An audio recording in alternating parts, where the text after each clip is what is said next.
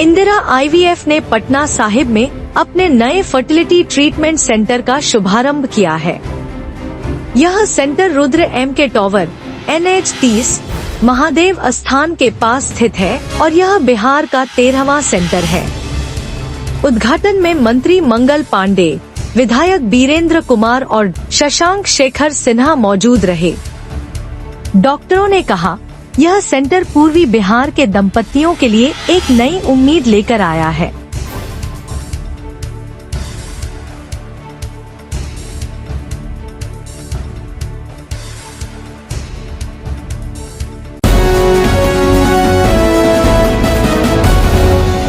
Indira IVF के पटना में उद्घाटन हो रहे चौथे सेंटर के अवसर पर यहाँ उपस्थित माननीय विधायक श्री वीरेंद्र कुमार जी, बिहार राज्य स्वास्थ्य सुरक्षा समिति के chief executive officer Shri Shashank Shekhar ji, IVF के बिहार के प्रमुख डॉक्टर दयानिधि जी, पटना साहिब क्षेत्र के इस इंदिरा IVF केंद्र की केंद्र प्रमुख डॉक्टर फातिमा अनीस जी, यहाँ उपस्थित इंदिरा IVF परिवार के सभी सदस्य, सभी चिकित्सकगण, यहाँ उपस्थित अन्य जो परिजन यहाँ है वो, और मीडिया के साथ मित्रों, आज ये हमारे लिए बहुत खुशी की बात है कि इंदिरा IVF ने एक और केंद्र का विस्तार बिहार के अंदर किया है।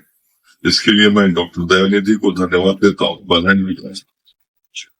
आज IVF की जरूरत सभी जगहों पे महसूस की जा रही है, क्योंकि जो कुल आबादी है या कुल जो मैरिड कपल्स हैं, जहां तक मुझे याद है 15 या 20% कपल ऐसे होते हैं जिनको ये निसंतानता का डर होता है या उनके जीवन में ऐसी परिस्थिति बन जाती है जिसमें उनको बच्चे होने में कठिनाई होती। तो ये एक बड़ा बात है।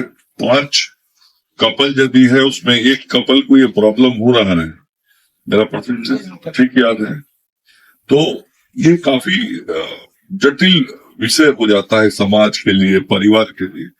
लेकिन अच्छी बात ये है कि इस IVF के द्वारा कई परिवार और कई ऐसे कपल्स जो जीवन से निराश हो जाते हैं, उनको एक आशा जगती है। ये जो केंद्र होता है, यह एक प्रकार से न केवल उनको संस्कार प्राप्ति का केंद्र होता है, बल्कि यह जीवन जीने की लालसा का भी केंद्र हो जाता है। आज इंदिरा IVF का ब्रांच को ओपनिंग किया गया, क्या कुछ कहेंगे, क्या कुछ फैसिलिटियां सुविधाएं हैं यहाँ? आज इंदिरा IVF हॉस्पिटल लिमिटेड का पटना में चौथा और पूरे बिहार में 13वां सेंटर का उद्घाटन हुआ है, जो हमारे पटना सिटी, पटना साहिब में हुआ है।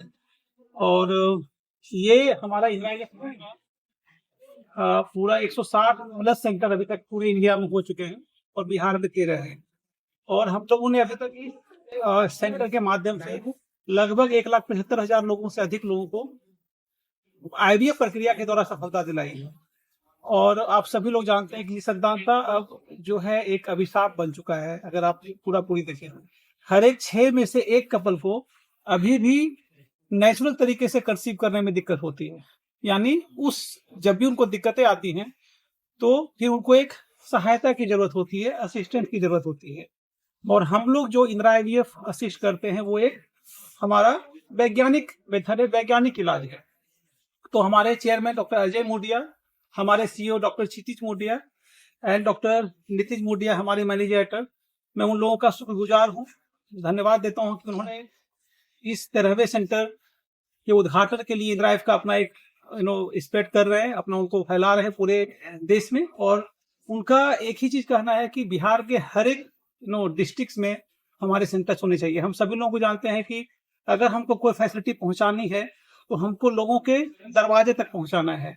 तो उनका इसी सपने के साथ वो भारत में अपने सेंटर को बढ़ा रहे हैं। इससे हो क्या रहा है कि अब ये जो ट्रीटमेंट है मुंबई, दिल्ली, कोलकाता, सिर्फ मेट्रो में ये नहीं रह करके अब वो पटना हो या सभी जगहों पे ये हो रहा है, ताकि अब वही फैसिलिटी जो उनको सब लोग यहाँ पर दिलवाएं।